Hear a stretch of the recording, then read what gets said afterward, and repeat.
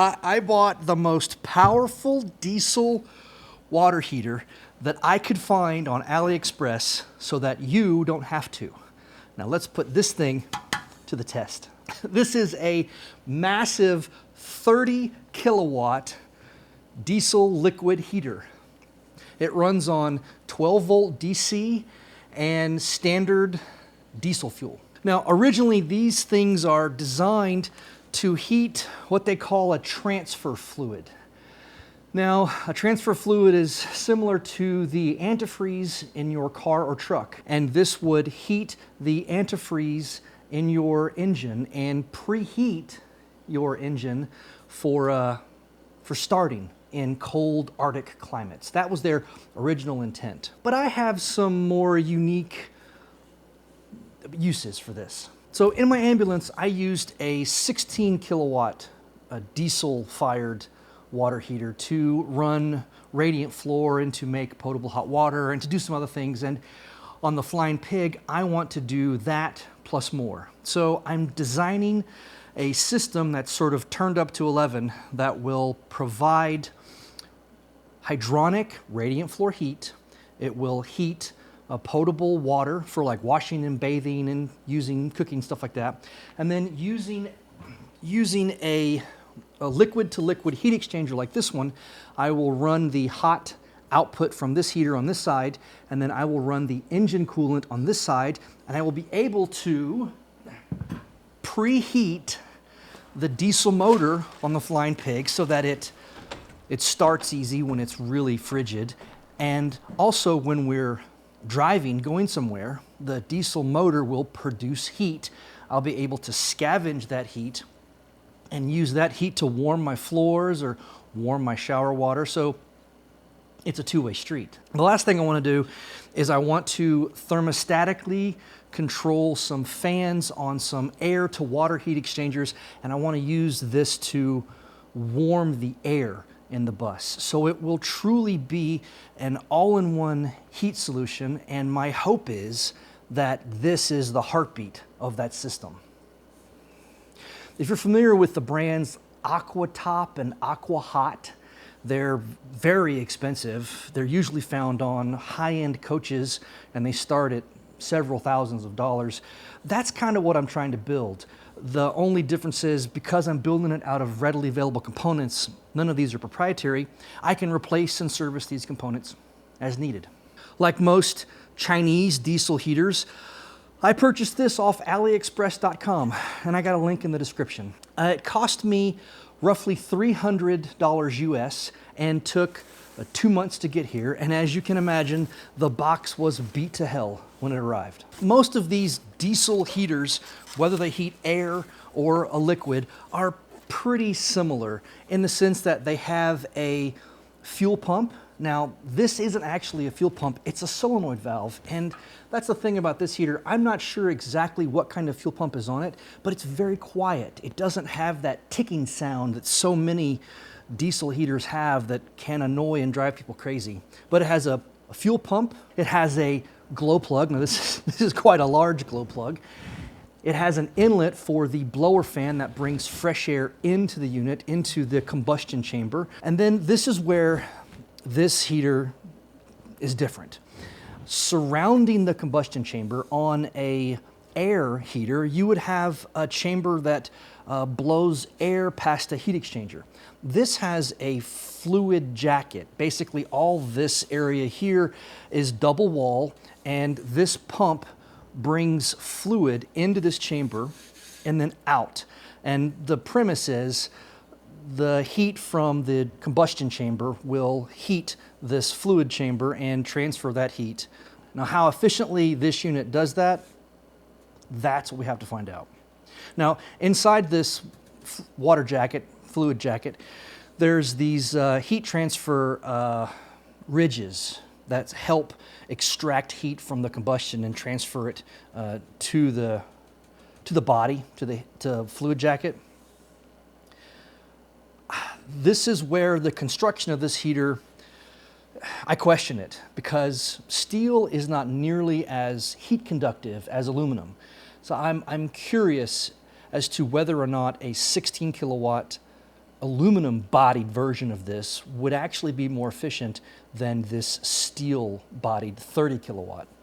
I've ordered a 16 kilowatt to test it. We'll find out. This unit's also very large. It's 21 inches long. It's about 14 inches from front to back and about 9 inches tall. So it's pretty beefy. And I'm gonna estimate that it weighs like 20 something pounds empty. So when you fill it full of fluid, it's gonna weigh probably 30 pounds. Now I gotta give the seller props for this. They immediately sent me a manual to this. Now the box didn't come with a manual, but the moment I ordered this, I got a confirmation from them and they sent me a PDF manual to this heater, which is really nice. It's quite in depth. It has wiring diagrams and different diagrams for multiple heaters. This heater is offered in many different sizes, this being the largest. But it's really not needed in the sense that this heater is extremely simple. It's got one switch with 2 positions. The first position turns on the pump and starts cycling fluid through the unit.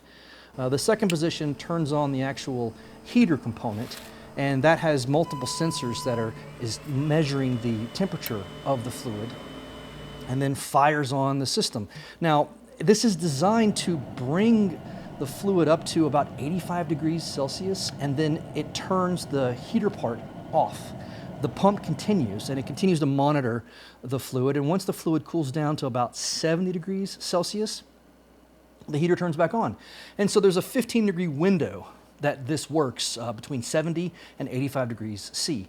Now you'll see in my later test that sometimes it overshoots the high end and goes to like 90 degrees C, and that's just because it builds up so much heat that it can't stop. So yeah, it's really simple. It's just one switch and it goes from there. I set up 3 tests for this. The first test, I just wanted to see how it runs. I wanted to see what it sounds like, what it smells like, how it operates. So I filled a tub with roughly 20 gallons of water. Now this is wintertime. I don't know if you can see my breath, but it was about 20 degrees outside when I started this test. And I just wanted to see how this unit operates, and I'm happy to report that it's quieter than I expected. Not having that ticking pump, the fuel pump, really helps. It performed exactly as it was supposed to. On the downside, it drew far more amperage than I was prepared for. I have a 12-volt power supply that provides upwards of 10 amps of juice, and I thought that'd be enough. I should have realized when I looked at the wiring for this, it had a 30 amp inline fuse. So if they're fusing it for 30 amps, it's probably going to draw 20 amps, and that was correct. When the glow plug is on and the heater is firing up, it's drawing upwards of 22 amps at 12 volts. So you have to expect that. It's a heavy lift.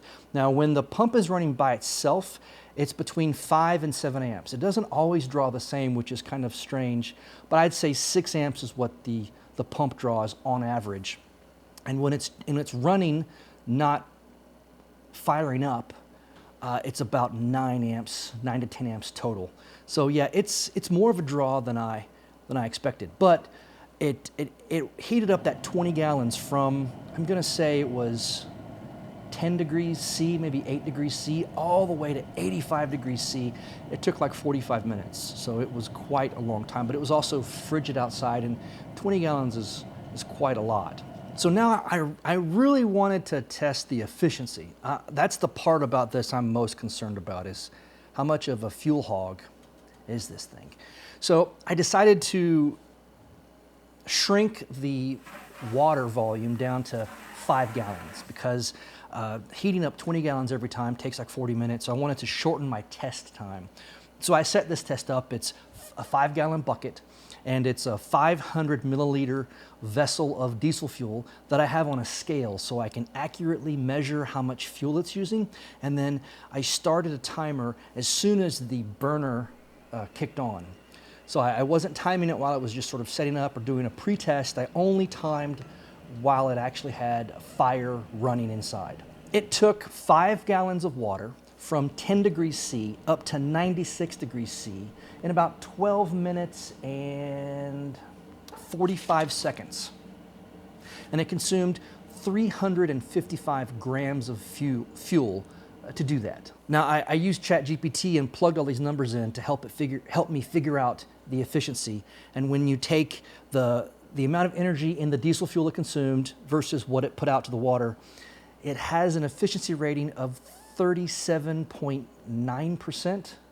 Yeah, so 38% efficiency. And taking the time that it took to warm that water up, plugging that in, it gave this thing a real world kilowatt rating of 7.79 kilowatts.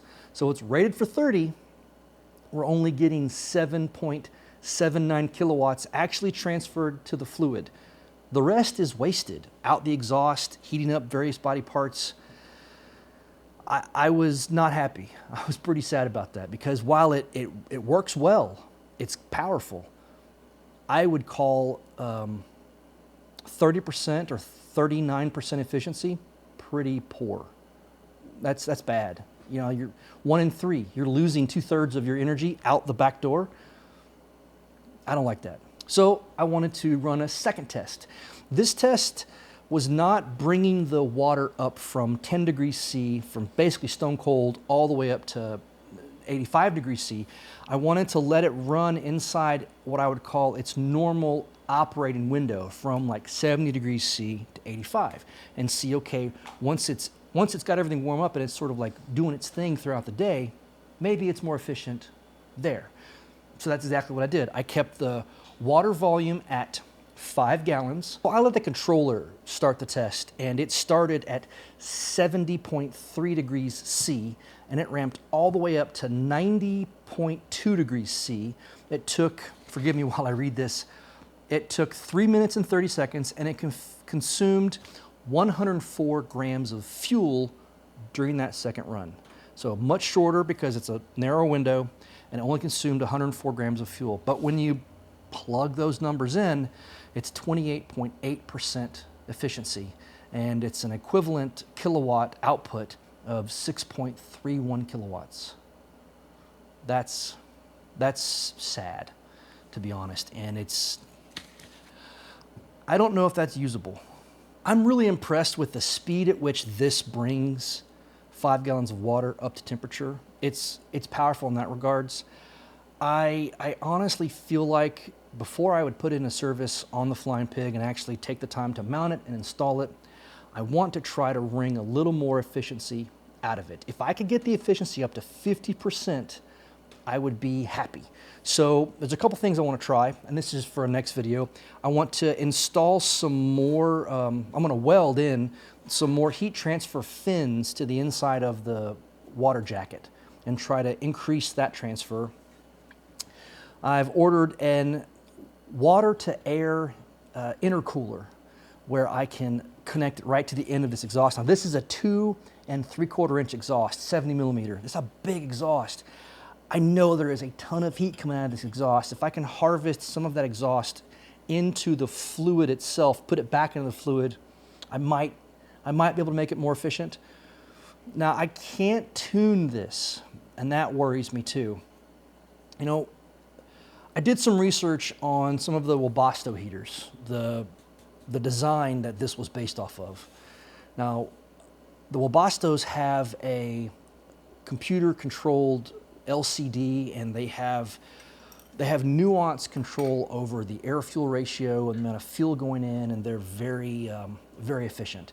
They have a claimed rating online between 70 and 90% efficiency. That's amazing. The downside is to buy one close to this, you're looking at almost 10 times the cost. Then you have to buy the accessories, the controller and all that. That's just a heater body. So I don't know. I don't know if this heater is worth it long term. When you take that inefficiency and you stretch it out over a 5-year period, which in theory this could have a 5-year service life, you're going to end up with a lot of wasted money, wasted fuel. Another thing too that worries me about this unit is the rust that I found inside the water jacket. Now, this is designed to use what they would call a heat transfer fluid or a boiler fluid. most of those heat transfer fluids have anti-corrosive properties in them. I would not run this with regular water on a regular basis. I feel like you would end up with large amounts of oxidation, rust problems, fouling in your water. So my gut tells me aluminum is a better way to go. But this being 30 kilowatt, I wanted to try it. And I haven't given up. I'm hoping that with the additive modifications of the air-to-water heat exchanger, the air-to-water intercooler, and then adding more fins on the internal heat exchanger, I'm hoping to bump those numbers up because those are rookie numbers. Really the only tunable thing on this unit is on the end here, there is basically a rotating dial that allows you to dial how much air is drawn into the unit. With regards to fuel, that's set at a constant by the controller, and there's no LCD screen or really any way to modify it. This is very much what I would call a tractor of the diesel water heating world, and that's not a bad thing. It's nice to not have the complexities, but you're suffering with efficiency. So I'm really curious as to what you guys think about this. What would you do to try to make it more efficient? Did I miss any tests with regards to efficiency or output? What do you want to see me do in the next video? And like I said, I have a 16 kilowatt aluminum from the same manufacturer coming. I'm very interested to run them side by side and see how much more efficient an aluminum finned heat exchanger is compared to this one.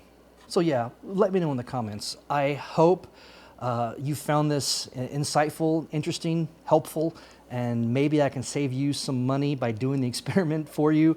And as I build this system for the Flying Pig, I'll be talking about all the components and all the systems. It's going to be quite complex, but I feel like it's going to be really well worth it.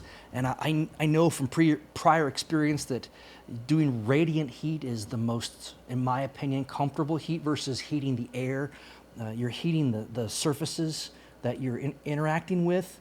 It's kind of like having a heated steering wheel in your car or a heated seat. It's just a very comfortable heat, and that's why I want to do that with the Pig. So yeah, thank you so much for hanging out with me. My name's Jason, and I'll see you in the next one.